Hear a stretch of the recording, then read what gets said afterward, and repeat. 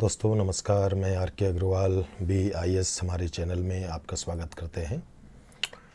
ये चैनल मैंने आपको कई विद्यार्थियों के आग्रह पर बनाया है जो बहुत ही डिप्रेशन और स्ट्रेस से गुजर रहे हैं। बहुत तरह के स्ट्रेस में समझ सकता हूँ आप लोगों को होंगे। घर की आर्थिक हालत बहुत सारे बच्चों की ख़राब हो चुकी है इस कोरोना संकट की वजह से। कई बच्चे दिल्ली छोड़ के, इलाहाबाद छोड़ के, लखनऊ छोड़ के अपने गाँव आपको चले गए हैं। गार्जियन का भी दबाव है कि वो अभी वो कोचिंग करने न जाएं, इलाहाबाद न जाएं, दिल्ली न जाएं। कोचिंग के जो फैकल्टीज़ होते हैं उनके संपर्क में वो नहीं है, ग्रुप उनका छूट चुका है। बिल्कुल उनके सामने एक अंधकार की स्थिति अभी है कि कैसे वो तैयारी करें, है ना। इस लॉकडाउन में वे कोचिंग नहीं जा सकते, शहर नहीं जा सकते, है ना। गार्जियन घर से बाहर नहीं जाने देते, तो किस तरीके से हम तैयारी करें। क्या ये तैयारी संभव हो पाएगी? क्या हम कोचिंग के बिना पढ़ पाएंगे? क्या वास्तव में हम अपने लक्ष्य तक पहुंच पाएंगे? क्या सामने भविष्य दिख रहा है? ये एक बड़ी समस्या आपको बहुत सारे विद्यार्थियों के सामने है, खासकर जो मध्यम वर्ग के विद्यार्थी हैं, गरीब विद्यार्थी हैं उनके अंदर। तो आपको मैं बता दूं कि जहाँ भी समस्या होती है, अंधकार होता है ना, रास्ता वहीं से खुलता है, रोशनी वहीं से फूटती है। तो कभी भी ये आप न समझें कि कोचिंग अगर नहीं है, आप दिल्ली में नहीं हैं, इलाहाबाद में आप अगर नहीं हैं, लखनऊ में आप अगर नहीं हैं, है ना, बड़े शहरों में आप अगर नहीं हैं, तो आप IAS नहीं बन सकते। हमेशा ध्यान में रखिए कि कोई कोचिंग जो है, कोई टीचर जो है किसी को IAS नहीं बनाता है। एक विद्यार्थी जिसके अंदर IAS बनने की क्षमता है वही कोचिंग बनाते हैं, वही फैकल्टी का नाम रोशन करते हैं। तो एक तो अपने मन से ये दिमाग को आप निकाल दीजिए कि अगर आप शहर में नहीं हैं, अगर आप दिल्ली में नहीं हैं, इलाहाबाद में नहीं हैं, तो आप IAS नहीं बन सकते। आप अगर किसी फैकल्टी के कांटेक्ट में नहीं है, कोचिंग के कांटेक्ट में नहीं है, ग्रुप के कांटेक्ट में नहीं है, तो आप IAS नहीं बन सकते। अक्सर कई बार ये होता है कि जब हम लोग कोचिंग की क्लासेस करते हैं, ग्रुप में स्टडीज़ करते हैं, शहरों में एक ख़ास इन्वायरमेंट में पढ़ रहे होते हैं, तो हम उन्हीं की तरह सोचने लगते हैं, उन्हीं की तरह तैयारी करने लगते हैं, वही रणनीतियों को अपनाने लगते हैं जो हमें कोचिंग बताती है, फैकल्टी बताती है, आसपास के बच्चे, आपके जो सहयोगी, जो मित्र होते हैं वो बताते हैं। और उस प्रक्रिया में आपकी अपनी जो क्रिएटिविटी जो होती है, आपका एक IAS बनने का जो इनोवेटिव आपका अपना एक रास्ता जो हो सकता है, रणनीति जो होती है, वो आपकी कहीं न कहीं गुम हो जाती है। तो यही एक अवसर है जहां आप इन सारे बाहरी प्रभावों से मुक्त होकर आप नए सिरे से अपनी रणनीति का चयन कर सकते हैं। देखिए, हमेशा ध्यान में रखिए कि अगर आप IAS बनने की क्षमता रखते हैं तो आपके अंदर IAS बनने के लिए एक सही रणनीति अपनाने की भी क्षमता है। ज़रूरत है कि आप अपनी क्षमता पर विश्वास रखें और जितनी भी चीज़ें बाहर के लोगों के द्वारा, संस्थाओं के द्वारा बताई गई है, एक बार उन सारी पॉलिश को आप हटा दें दिमाग से, है ना। और इस अवसर का आप इस्तेमाल करें नए सिरे से सोचने में, नए सिरे से एनालिसिस करने में कि क्या आपने अब तक तैयारी की है, क्या आपने खोया है, क्या आपने पाया है। जो अब तक आप तैयारी कर रहे थे वो क्या सही रणनीति थी या नहीं थी, है ना। कहीं ऐसा तो नहीं कि आप भीड़ की चाल में आप बहते आप जा रहे थे। तो अगर आप घर के अंदर हैं तो ये आपके पास मौका है कि आप अपनी तैयारी को आप मूल्यांकन करें, विश्लेषण करें और आपकी अपनी जो क्षमता है, आपकी जो रचनात्मक क्षमता है, आपकी अपनी बुद्धि जो है, आपका अपना जो विवेक है, उस पर विश्वास करें। और उसके हिसाब से हो सकता है कि आप कोई वैसी योजना बनाएं, वैसी रणनीति बनाएं, एग्ज़ाम की तैयारी करने का एक ऐसा वैसा दृष्टिकोण आपके अंदर दृष्टि डेवलप हो जाए जो संभव है कोचिंग के दौरान या ग्रुप में रहने के दौरान, शहर में रहने के दौरान वो विकसित नहीं हो सकती थी, क्योंकि आप वहाँ अनेक प्रभावों के अधीन आप तैयारी कर रहे थे। तो कभी भी ये ना सोचें कि अगर कोचिंग के प्रभाव में आप नहीं हैं, कोचिंग से दूर हैं, ग्रुप से दूर हैं, शहर से दूर हैं, तो आप तैयारी नहीं कर सकते। ये उल्टे आपके लिए मौका है कि आप अपनी तैयारी को एक नई दिशा दें, रीथिंक करें। आप देखें कि आप कहाँ पर हैं और आपको कहाँ होना चाहिए। हो सकता है कि बहुत सारी ऐसी भूल चूक जो अब तक आप करते आए हैं, जिसकी वजह से आपका रिजल्ट नहीं हो रहा हो, वो आपको पता चले। आपको नए सिरे से कुछ अपनी निजी योजना, कुछ ऐसी योजना जो सिर्फ आपकी है, जो केवल आप सोच सकते हैं, अपनी कमजोरी, अपने स्ट्रेंथ, है ना, उसके आधार पर आप खुद IAS बनने के लिए एक सही रणनीति आपके लिए क्या सूटेबल होनी चाहिए, वो आप खुद तय कर सकते हैं। ऐसा संभावना इसी समय बनता है। तो इसलिए बिल्कुल इन सारी चीज़ों में आप ध्यान ना दें कि अब कैसे तैयारी होगी, कोचिंग नहीं कर रहे हैं, फैकल्टीज़ नहीं है हमारे पास, मार्गदर्शन नहीं है। आपका मार्गदर्शन जो है वो सबसे बड़ा जो आपका स्रोत जो है उसका, वो आपका अपना बुद्धि है, आपकी विवेक है, आपकी अपनी क्रिएटिव क्षमता है, जिसका इस्तेमाल आप करें, उसको एक्सप्लोर करें, उसको बाहर होने दें आप, उसको चिंतन करें आप। जितना आप थॉट करेंगे, चिंतन करेंगे, हो सकता है एक बेस्ट स्ट्रेटेजी के साथ आप बाहर आएँ और पहले चांस में ही आपका आईएएस का या पीसीएस का जो भी सपना आपका है वो आपका पूरा हो जाए।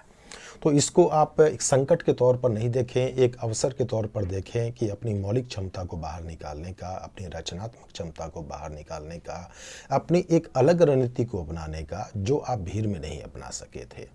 हमेशा ध्यान में रखिए, जितने भी आईएएस टॉपर्स बनते हैं वो किसी का कॉपी नहीं करते हैं, उनकी अपनी रणनीति होती है। और जब वो आईएएस बन जाते हैं तो वही रणनीति वो दूसरों को बताते हैं और लोग उसकी कॉपी करने लगते हैं, वो अपनी रणनीति नहीं बनाते। तो अगर आपको आईएएस बनना है, पीसीएस अधिकारी बनना है, तो रणनीति आपकी होनी चाहिए, योजना आपकी होनी चाहिए, तैयारी आपकी होनी चाहिए, है ना, विजन आपका होना चाहिए। तो इसको एक अवसर के तौर पर लें, है ना। और आपको जहाँ तक आप लोग के अंदर अक्सर ये समस्याएं आती है कि कोचिंग अब नहीं होगी तो कैसे चीज़ों को हम समझेंगे, तो आज की डेट पे बहुत सारे सोर्स आपके पास डेवलप हैं। यूट्यूब पे आप जिस एरिया में जहाँ आपको दिक्कत हो रही है, बहुत सारी क्लासेस उपलब्ध होती है, उसको आप देखें, है ना। इंटरनेट में आपको बहुत सारी सूचनाएं उपलब्ध होती है, बहुत सारे कंटेंट उपलब्ध होते हैं। उसके लिए ज़रूरी नहीं कि आप शहर में आप जाएं, तो वो आप उसका सहारा आप ले सकते हैं। ये मौका है आपके पास कि बहुत सारी किताबें, बहुत सारी मैगजीन्स, बहुत सारे नोट्स जो तैयारी की गति में, कोचिंग के टाइट शेड्यूल के कारण जो है आप नहीं पढ़ पाते हैं, ये मौका है उसको पढ़ने का। हो सकता है पढ़ते पढ़ते आपकी अपना एक मौलिक तैयारी का दृष्टिकोण डेवलप हो जाए, आपको ये पता चले कि कहाँ आप मिस कर रहे थे, कहाँ चीज़ों को देखना था।